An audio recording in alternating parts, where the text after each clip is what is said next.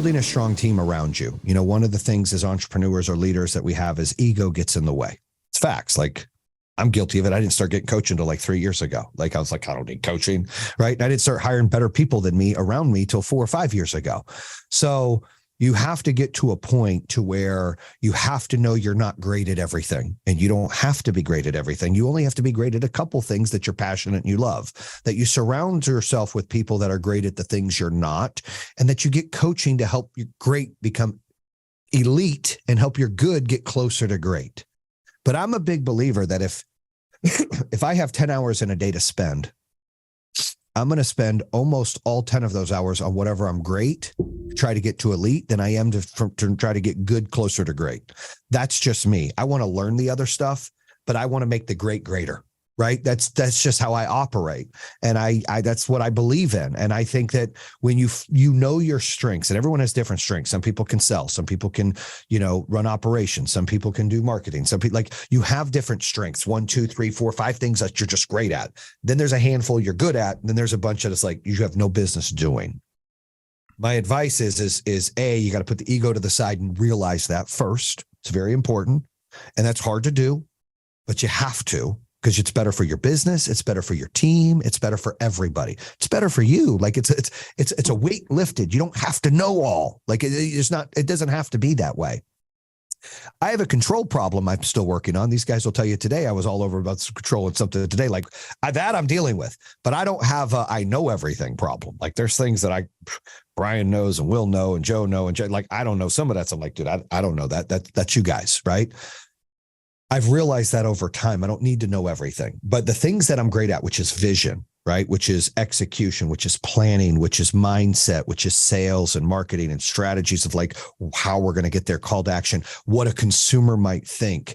I try to double down on those and teach those. And then when there's things that I don't know or things that I've struggled with, I go, I learn from other people. Every time I talk to even my partners here, or I talk to, I've got 2 coaches and mentors, and I talk to different people. I'm learning every time I do a podcast. The podcast, I'm always learning from someone who's on my show, or I'm on their show, and I'm getting to talk to them, and I'm getting to hear their story, and I'm picking up on things. So it's very important that you're putting your ego to the side, but B, you're having some kind of self-improvement. If it's not here and it's not with me, it's got to be with something. It's got to be with somebody. You can't just sit and think you're going to coast your way through. You won't. You're hurting yourself, not investing in improving your skill sets and making the great greater and the good a little better. Like, you have to be able to do that. You have to be able to invest the time. I know, like Will's talking about, he's investing all this time on ChatGPT. I am too, not as much as he's doing, but I am, because I want to learn it. I want to be ahead of it, right? You have to improve. You can't sit the same. If you sit the same, you're not growing. And if you look at yourself a year from now and you're doing the exact same thing, you're getting the exact same results, you won't be happy. So in order to scale, in order to grow, and nobody can tell me, anybody that runs a business that tells me I'm good with just doing this is full of shit. They're not good with it. They're lazy, or they're scared. They're never good with it. Nobody's good with just doing, nobody's good with being mediocre. You don't run a business because you want to be mediocre. You heard Isaac. He's like, look, it's going to be 15 years till I grow again. He probably felt handcuffed and caged. When you're an entrepreneur, you don't want to feel handcuffed or caged.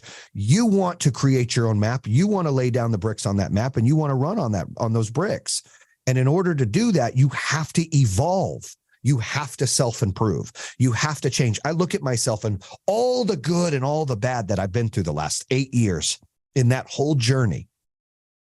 I'm so much smarter and have so much more wisdom than I would have had a year ago, 3 months ago, 5 years ago. Like, I'm like, holy crap, I'm a whole different person. And I'm excited to know in 1 year from now, I'm going to be even more smarter, because I'm continuing to self-improve. I'm continuing to learn from my failures. I'm continuing to struggle through things, right? And I talk a lot about in the podcast about blessings and battles. And, maybe you guys are going through a battle right now. Maybe you're not. But I'm a big believer of every battle you go through, there's a blessing at the end. There's either a blessing like you learned what happened in that battle and you got better from it. That experience gave you the knowledge and wisdom to navigate the next time something like that comes up.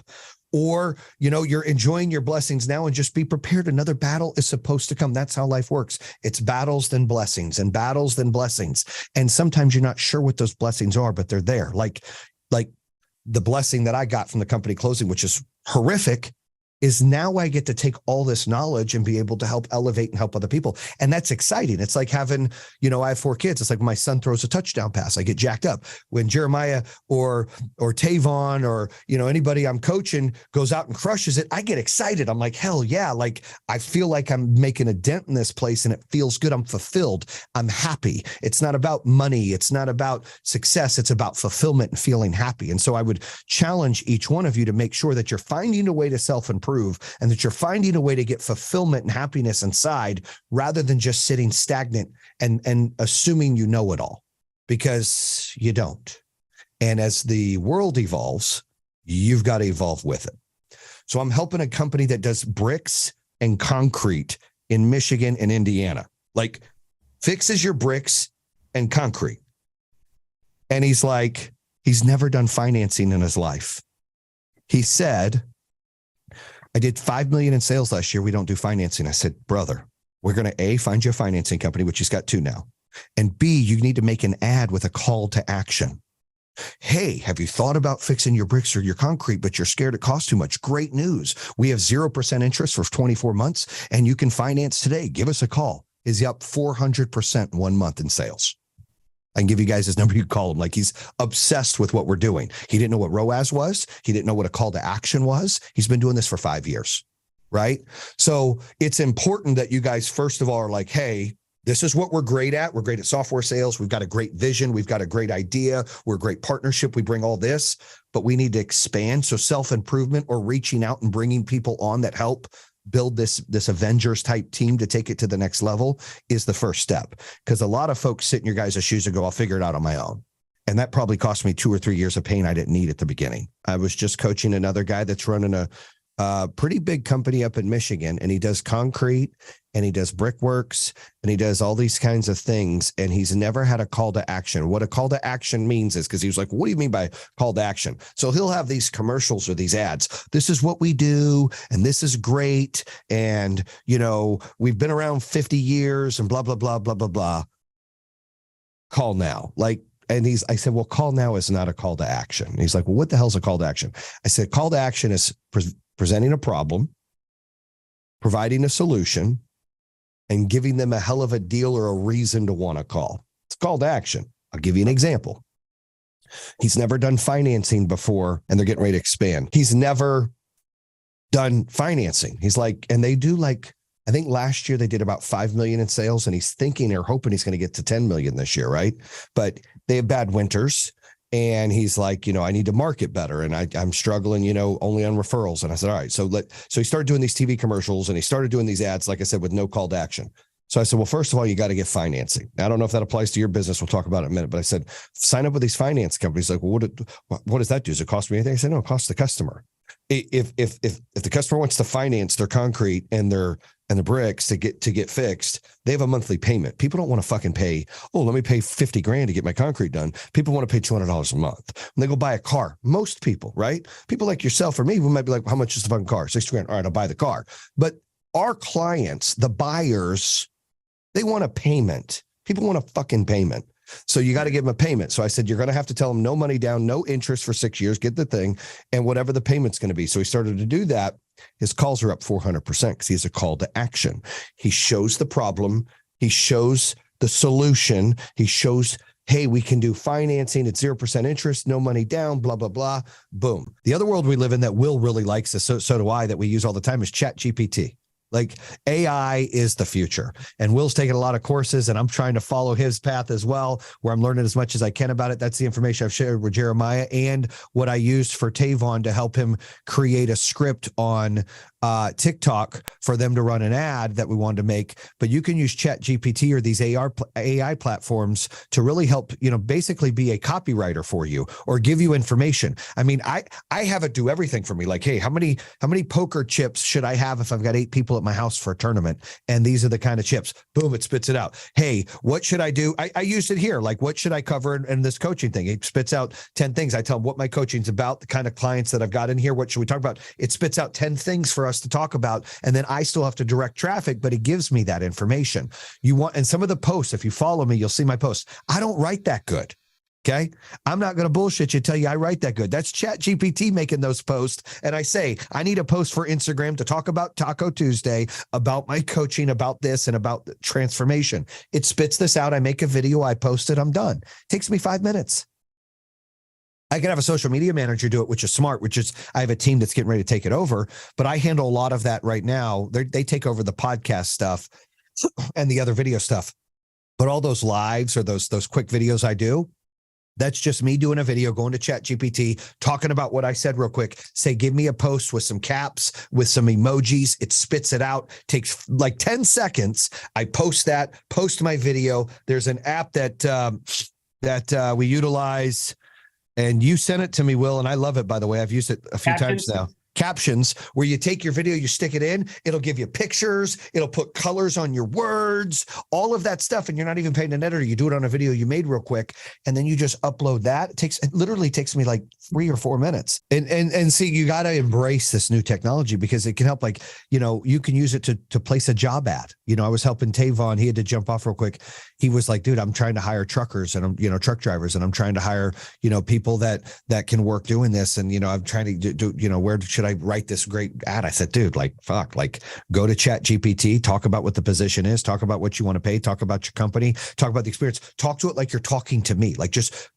Like if you got a text to talk, just text, then put that in there. It'll spit it out for you. We use it for all of that. If I were a real estate agent, I would use it to help list the house. I would tell the details about the house and I'd say, can you make me a brief, intense call to action listing on this home? Pop, it would spit back out. I'd have the best damn post out there in the world. I do the same thing for if I was running a salon, right? I wanted to have a sick ass post to draw people in. I'd say, this is what my salon does. This is what makes me different. These are the great things that we offer. This is the environment that it's about. This is what we do and the specialists we have. Give me a call to action, great post that I can post and talk about the company sometimes. Give me one for each day of the week. It'll spit out Monday, Tuesday, Wednesday, Thursday, Friday, Saturday, Sunday. And then you have all this information and you just post it with a picture or a video. Man, I type, it's like a paragraph. I tell it everything and I talk to it like it's a person. Like I'm like, here's what I need from you. And here's what I need you to bring up. And here's what I did in the past. And here's the experience. And here's what I'm looking to do.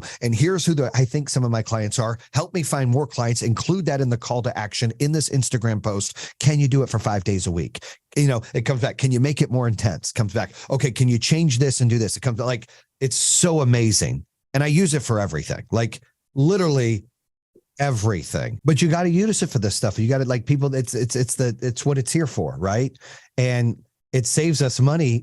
If you think about it, of hiring all these people to do all this stuff for us. Like Will said, it used to take an hour. It takes me 2 minutes to do that. I'm like, why do I need social media people to cut all that stuff up again? I do for other things, but boy, their jobs have just become, a lot smaller. So think of this.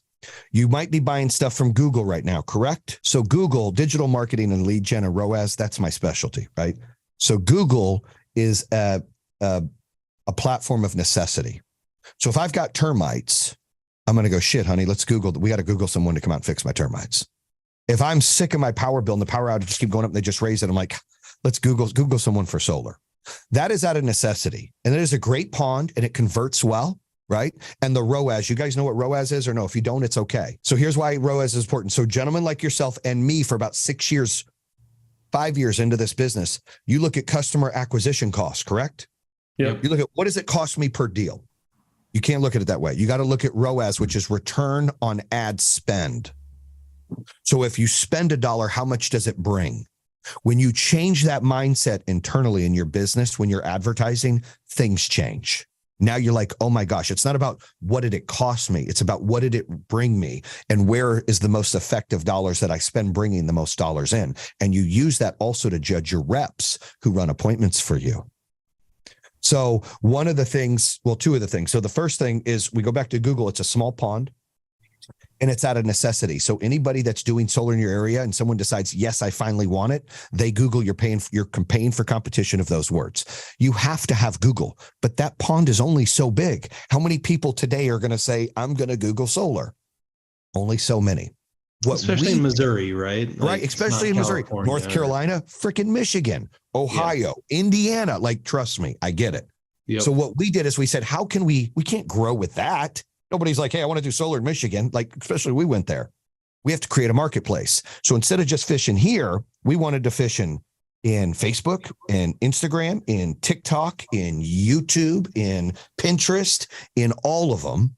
And we wanted to create a brand where people were sitting there going, hey, I never thought about doing this.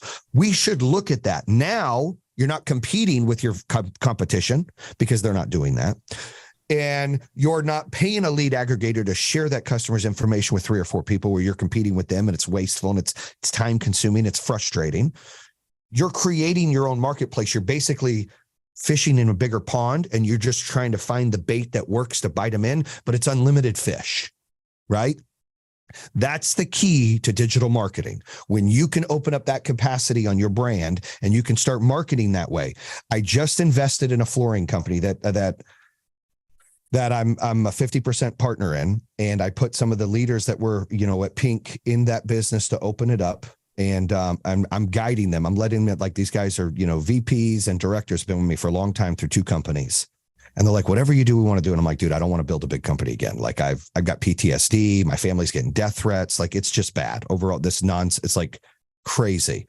I said, I'm not going to deal with that. So I want to do something else. I'm not sure what it was. And I talked to my mentor, and he was like, dude, you got to do coaching for home services, like any home services. It could be flooring. It could be pest control. It could be solar. Like, these guys don't know how to do digital marketing. These guys don't know how to grow their business. They love what they do, and they're great tradesmen, but they haven't seen what you've seen and built multiple times with digital marketing. You can help them. I'm like, dude, that's a great idea.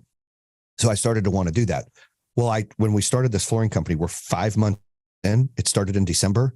They did 1.4 million in sales last month, one city. We've never spent any money on TV.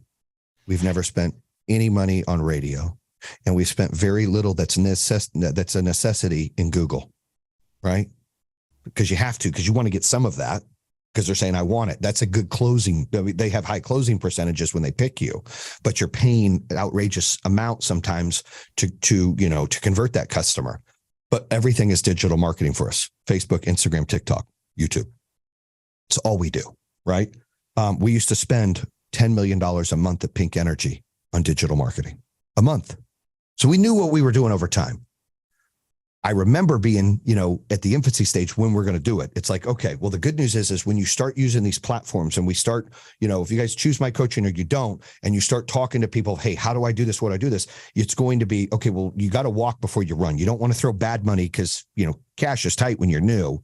You want to be able to, hey, what works the best? And that's why ROAS is important. So you sprinkle a little bit of fairy dust, a little bit of the money in different platforms, and you go, oh, shoot, that one's working and that one's working. Let's pull from this one a little bit, sprinkle a little more, and let it start converting higher. And what you're doing is you're building a brand. So when you do that, you're creating an interest. Like, imagine of being proactive. We talked about the termites. Oh, I've got them. Well, now if you're talking about, hey, don't be those guys that call us when you get termites, be those guys that prevent to get termites, and we have zero down in financing, blah, blah, blah, blah, blah, right? Okay, I would look for a fractional CFO. You got to get one, because I know the numbers that you're doing and the volume of dollars you're doing and where you're wanting to go. And I believe how fast you're going to grow. You're going to need it.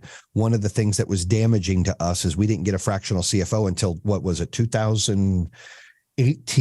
And it'd have been nicer if we did that in like 17, right? We were a year late. We spent a lot more money doing more audited financials and a lot more cleanup than we needed to. I think you're starting to flirt in those numbers where you do that. And the cool thing about a contracted CFO is you're only paying them for the hours that they put in. I don't think you're nowhere near needing a full-time, but I think having a contract CFO that maybe the controller can go to, that you have for 5, 8, 10 hours a week max, right? Maybe that's a month. Maybe it's 12 hours a month to go over weekly reports a couple hours a week.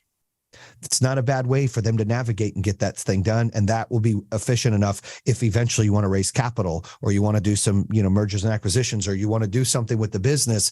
In order to do that, maybe go get some debt where you got to make sure the books are flowing. And as much as I love controllers, and trust me, I'm a big believer in being efficient in cost. You don't want to jump over dollars to save quarters, and you'll be jumping over dollars to get quarters if you're just thinking that way, which I've done. Like, trust me, I'm like, oh, we don't need that. We don't need that. Then finally it was like, shit. All right, let's get a contracted CFO. Then we paid hours upon hours upon hours cleaning it up, and then brought that person on full time. And then when we outgrew that person, when we were going to go public, and we were advised by a lot of these companies, you need a better CFO. And I loved our CFO, great dude. We were just too big for him. I didn't make the move I should have.